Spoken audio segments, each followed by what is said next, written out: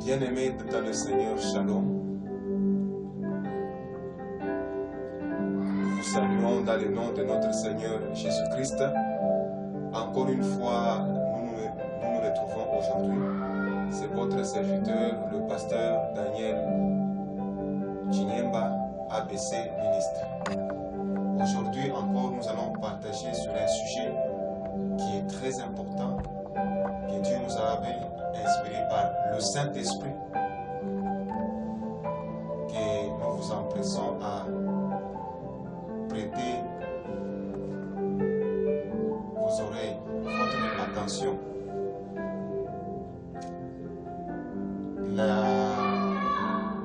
Dans l'histoire de la Bible, lorsque nous considérons la vie de notre Seigneur Jésus-Christ, lorsqu'il enseignait, alors qu'il était encore sur la terre, il disait toujours, le royaume des cieux, souvent le royaume des cieux est semblable à un filet jeté dans la mer, où il y a des poissons de toute espèce qui entrent dans ce filet, et dès qu'on le retire, le pêcheur fait un triage.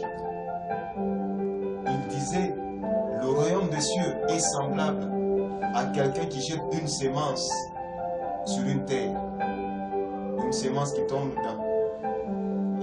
parmi les épines, une autre semence dans un sol rocailleux et une autre semence qui tombe dans une bonne terre.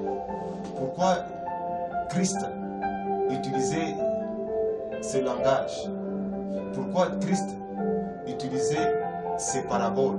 C'était pour faire comprendre à ses contemporains, les gens qui l'entouraient, le milieu dans lequel il vivait, pour les transmettre un message spirituel. Il tirait les choses de la vie quotidienne,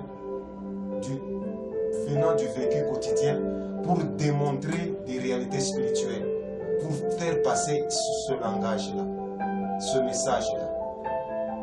Il tirait les exemples partant de ce qui s'est passé autour de lui, afin de montrer, de démontrer, de transmettre un message aux Juifs et aux nations qui l'entouraient.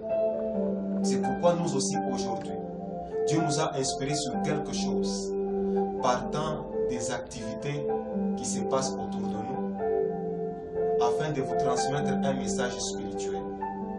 Nous sommes en train d'œuvrer dans une ville qui s'appelle Colosie. Cette ville se retrouve dans la province de Lualaba.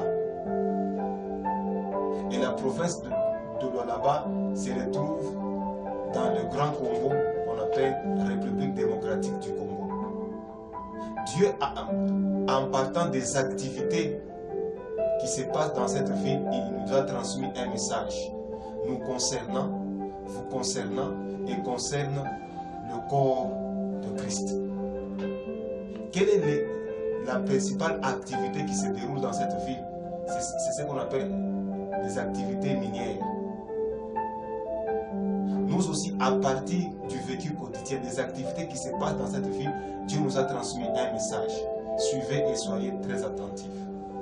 De la même manière que Christ il utilisait la pêche, l'élevage, pour transmettre un message au peuple qui l'entourait, parce que ce peuple, c'était des éleveurs, c'était des gens qui vivaient de la pêche. Nous aussi, Dieu nous a transmis un message concernant. Bien-aimés, voyez cette roche noire. Vous pouvez la minimiser, vous pouvez la fouler aux pieds, mais les connaisseurs savent que cette roche noire, elle contient un minerai très stratégique et très important qui fait vivre le Congo tout entier. Elle contient du cobalt. Et le cobalt, c'est un minerai hautement stratégique.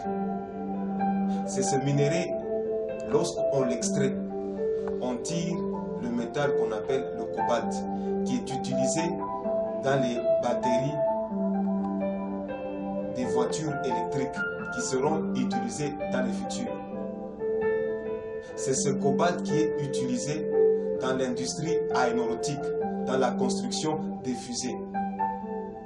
C'est ce cobalt qui est utilisé, qui entre dans la composition même des piles, des appareils cellulaires.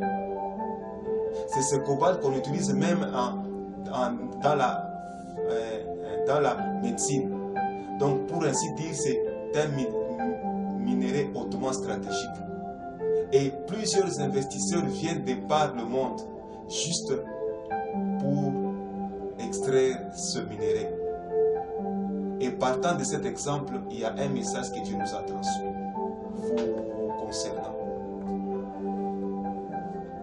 La Bible dit ceci. Lorsque vous lisez dans le livre de Matthieu 13, 44, il est écrit que le royaume des cieux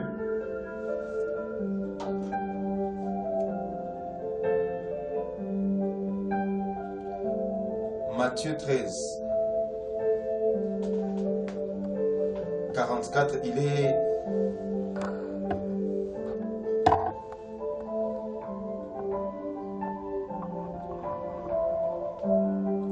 Matthieu 13, 44, il est écrit ceci. Le royaume des cieux est semblable à un trésor caché dans un champ. L'homme qui la trouve le cache et dans sa joie, il va vendre tout ce qu'il a acheté pour acheter ce champ. Bien-aimé, en partant de l'exemple de ce minerai, il est rare. Il est tellement précieux que beaucoup des investisseurs affluent de par le monde pour venir le chercher. Un dicton français dit ceci. Ce qui est rare est cher. Et Dieu nous a inspiré sur quelque chose en se basant sur ce minerai. Il y a 7 choses qui sont devenues rares parmi les chrétiens et dans nos églises. Il y a 7 choses dont Dieu nous a révélées qui sont devenues rares dans nos églises et parmi les chrétiens. Quelles sont ces 7 choses qui sont devenues rares, aussi précieuses comme ce minerai? C'est ce que nous allons développer, c'est ce que nous allons voir avec vous en ce jour. Bien-aimé, ce minerai, il n'est pas dit qu'il peut se retrouver n'importe où. Ça se retrouve en 80% uniquement ici au Congo. Ce n'est pas parce que ça se trouve ici au Congo, plus précisément à Kolwezi, qu'on peut le trouver à la surface, à la portée de tout le monde. Pour l'avoir, il faut aller dans la profondeur de la terre. Il faut creuser à 30, 40, 50, 100 mètres ou même plus pour ne fût-ce que l'extraire et le transformer afin de l'utiliser. C'est parce que c'est un minerai qui est rare et qui est précieux. De la même manière aussi, il y a des choses qui sont aussi précieuses comme ce minerai. Des choses spirituelles dont Dieu nous a révélées. Il y en a au moins 7. La première des choses que Dieu nous a révélées concernant les choses qui sont rares, qui ne se retrouvent plus dans notre milieu chrétien. La première des choses, c'est la sainteté. Lorsque vous lisez Matthieu 23,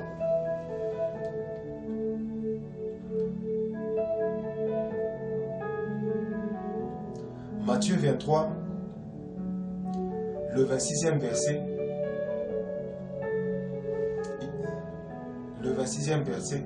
il est écrit ceci. Pharisiens aveugles, nettoyez premièrement l'intérieur de la coupe et du plat, afin que l'extérieur aussi devienne net. Malheur à vous, scribes et pharisiens, hypocrites, parce que vous ressemblez à des sépulcres blanchis, qui paraissent beaux au dehors, et qui au-dedans sont pleins d'ossements de mort et de toute espèce d'impureté. Vous de même Au dehors, vous paraissez juste aux hommes, mais au dedans, vous êtes plein d'hypocrisie et d'iniquité. Amen.